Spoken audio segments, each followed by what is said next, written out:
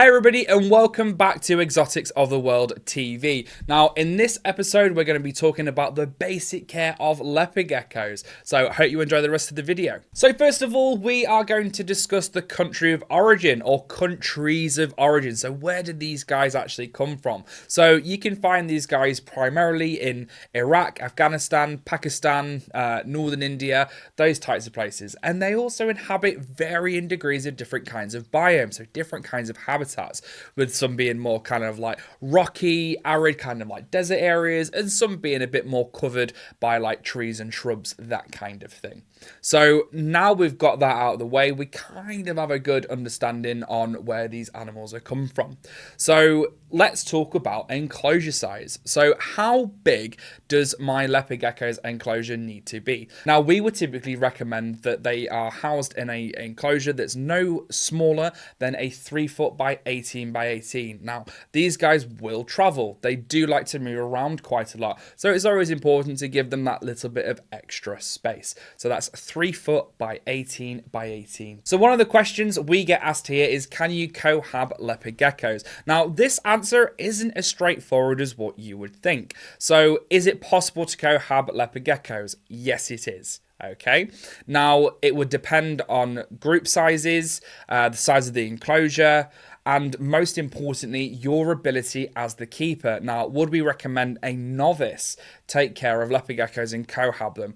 Probably not. If you can identify signs of aggression, signs of resource guarding, that kind of thing, then you could potentially do it that way. However, if you're just starting out, you're not going to be accustomed to these types of behaviors, so we would typically recommend just keep them on their own. So what are the risks of cohabitation? So as always is overbreeding, fighting, and disease as well.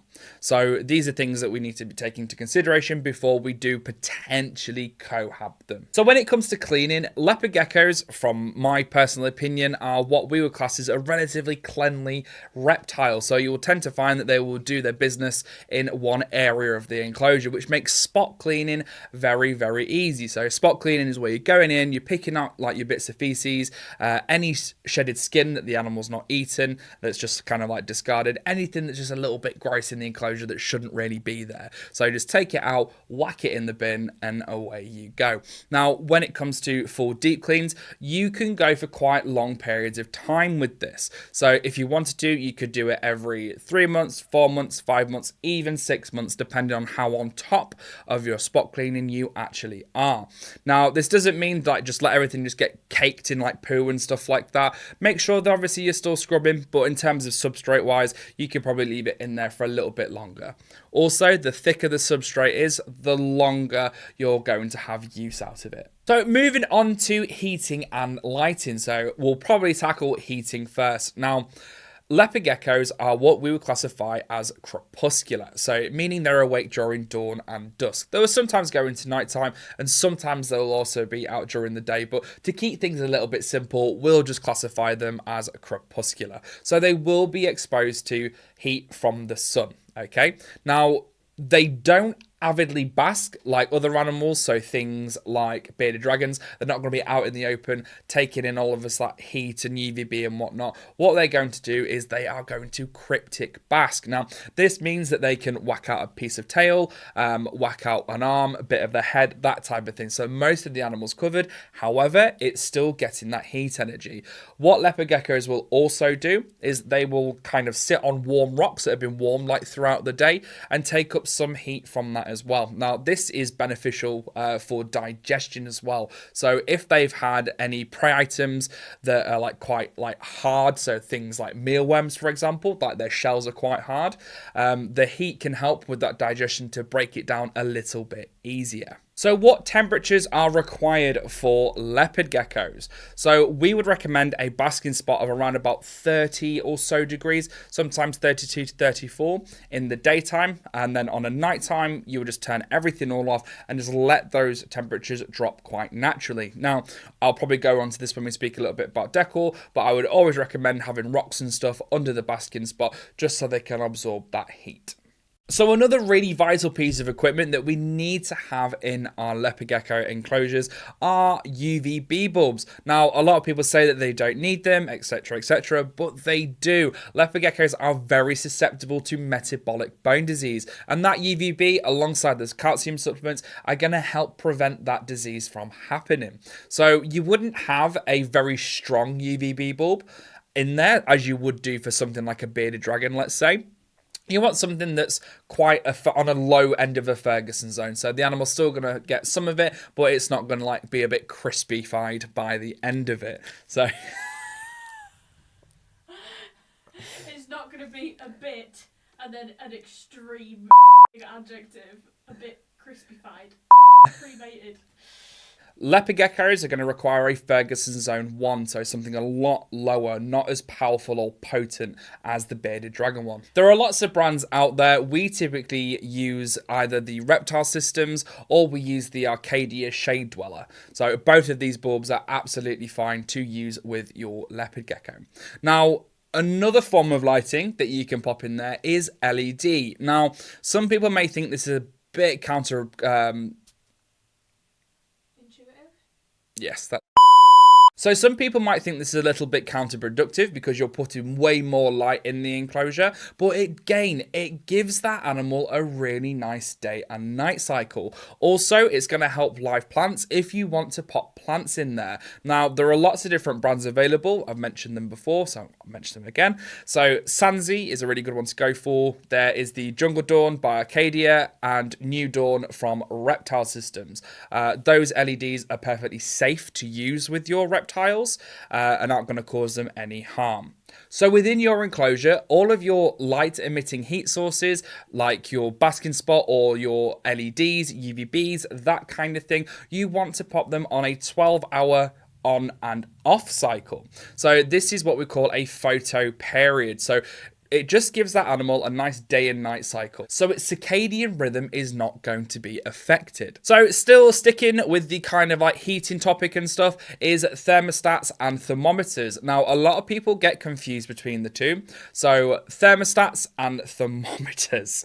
So thermostats are the thing that controls the temperature inside of your enclosure, and thermometers are the things that tell you the temperature inside the enclosure. Now, when it comes to thermometers, digital ones are by far the more accurate ones to go for, or if you want to go for the little dial ones, then you can do as well. It's completely up to you. So what temperature does my leopard gecko need to be at? So I think I've mentioned briefly that the basking spot needs to be around about 30 or so degrees, and then the other side, it needs to be kind of like the mid to low 20s with an ambient of around about 28 degrees there or thereabouts. So on a nighttime, it's perfectly normal, perfectly safe, and definitely recommended to do so is just to turn everything all off. Now, this is going to decrease the temperature inside of the enclosure very naturally, like what they would be experienced to in the wild.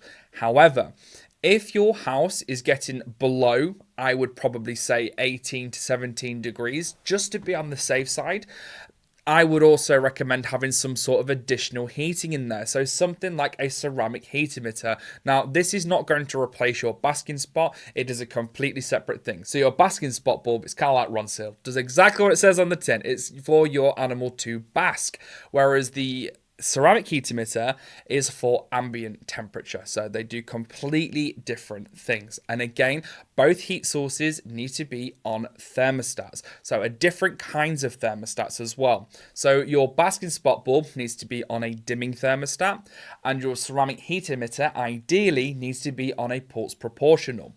Now, if you were to put a pulse proportional on a light emitting heat source, it's going to be flashing a bit like a disco. So this is something that we definitely want to avoid. So a really good way to tell if your basking area is up to temperature is by using a temperature gun. Now, these are just going to give you a surface reading. They're not going to give you ambient temperature. So just be a little bit aware of that. I've seen quite a lot of time on the internet when people have taken like the temperature readings and they're like, oh my God, my basking spot's like 50 odd odd degrees. Like the rocks and stuff that you're using for your basking spot will be around about that, but the overall air temperature and your basking, it probably won't be getting up to 50 degrees. That's why it's really important to not only have your thermometers, but also a heat gun as well. So you're getting different readings, so you can kind of take a bit of an average. So moving on to substrates. So again, very similar to like bearded dragons, we would recommend that they are on loose substrates. Now, nice sandy soily mixes is something that we would typically recommend. We don't really agree with using things like reptile carpet or lino, reasons that are outlined in previous videos, so I'm not going to go over those ones in this one. So there are lots of different types of substrate that are on the market for leopard geckos. Now, we would only really recommend using like trusted brands, that type of thing, but something that I've used in the past when it comes to sandy soily mixtures is just plain topsoil from garden centres or garden stores, and also place sand as well. Again, something you can probably get under the same roof. So if you want to get something a little bit more aesthetic, because I don't think aesthetically it looks that great, it does the job, you know, but aesthetically I prefer the ones from like the name brands. So again, the Life series, Leo Life is a really good one to go for. There are all sorts of different bits and bobs, but nice loose substrate, absolutely fine to use. So one of the main reasons why people are not advocating for loose substrates is because of impaction. Now, impaction is typically a secondary or tertiary issue. So what I mean by that is that there is something not quite going on correctly with the setup before the impaction happens. So it could be something like the animal's not got the appropriate heating, it's not got the appropriate UVB, it's not being supplemented properly, it's not on the appropriate diet. So it could be 1,001 different things before impaction sets in. So just a bit like us, if we're a bit under like the weather, then we just feel a bit crappy, and sometimes it can get a little bit worse before it gets better. So that type of thing. So there are quite a lot of benefits for loose substrate as well. So one being it's a lot more natural, which in my opinion is going to be better for the animal. So the animal can like dig around, live food can hide in there, which later on down the line the live food can emerge and the animal can hunt it. So it's kind of a bit of enrichment for them. Leopard geckos have been witnessed digging, so it's important for that as well. Also, when those animals are moving along that substrate, it's going to cushion those joints. So for overall joint health, it's much better for them. So something again that's a little bit linked is decor. So I'm a natural bug. I prefer my decor to be things like rocks, logs, that type of thing. If you want to go for something that's maybe like a 4-poster bed, not my personal cup of tea, but as long as it doesn't impact the animal negatively in terms of welfare, then you should be absolutely fine. Now, what I do, I set up like a nice little basking area with my rocks, so the heat bulb can heat up those rocks throughout the day. And then on a night time, when everything turns off, those rocks then become kind of like heat sources, so they keep the environment a little bit warmer for longer. So if the animal has had lots of mealworms, quite a few crickets, locusts, that type of thing, what it'll do is it'll go on top of those rocks and it'll aid in digestion. So that warmth coming through is going to aid that animal's digestion. So yeah, so you can also pop live plants in there as well. So it's completely up to you. If you've got a bit of a green thumb, definitely do so. It looks aesthetically a lot nicer as well. What I typically do with my leopard geckos, I kind of like build like a slate wall in the back and stack lots of rocks on top of each other just to make sure that they are all safe. What I would do is I would get some super glue and some cotton wool, drench the cotton wool in the super glue and stick it down. Now, it's going to be okay if your animal walks on it. It's not going to like move it about and it's not going to hurt the animal. So nice little tip for you. So moving on to food items. So leopard geckos are primarily insectivores, which basically means they will primarily eat insects. In the wild, they will eat varying other like different bits and bobs, but in captivity, we can give them a wide variety of insects. And it's very important to offer them that wide variety. Don't just stick to one thing. So we tend to find that people go, oh, well, my leopard gecko will only eat these. Well, stop feeding its favorite food and then it will eat other things as well. So there are lots of other different methods that you can try to, if you've got like a fussy leopard gecko, to try and get them on eating different bits and bobs. Just literally contact your local exotic specialist and they will give you the tools and the guidance to do so. Now, what actual food items can I feed my leopard gecko? So crickets, locusts, waxworms, mealworms, small dubia roaches, silkworms, calci worms, all sorts of bits and bobs. Now, it's really important that these are coated in the calcium and multivitamin powders.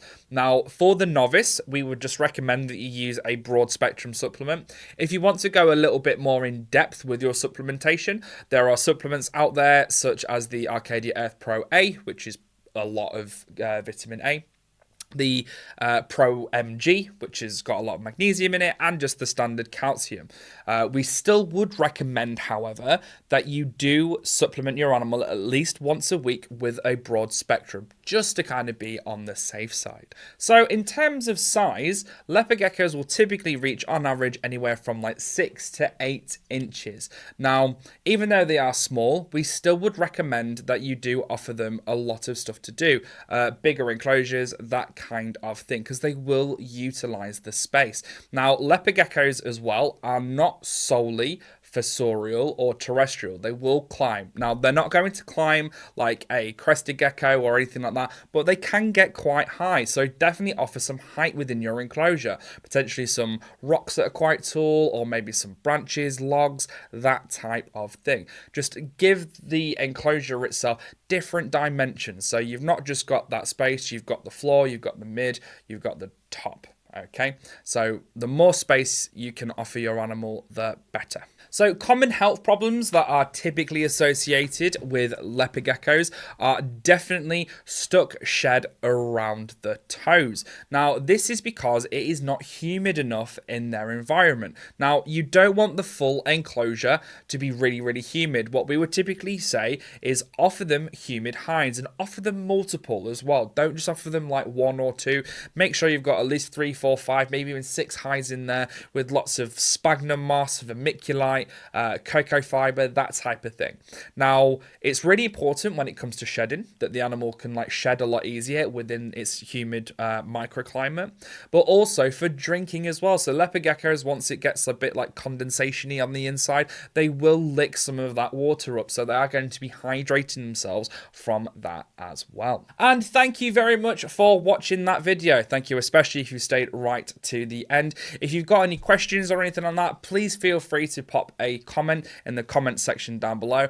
As always, make sure that you give us a like, share, and a subscribe, and we'll see you in the next one. Ciao for now.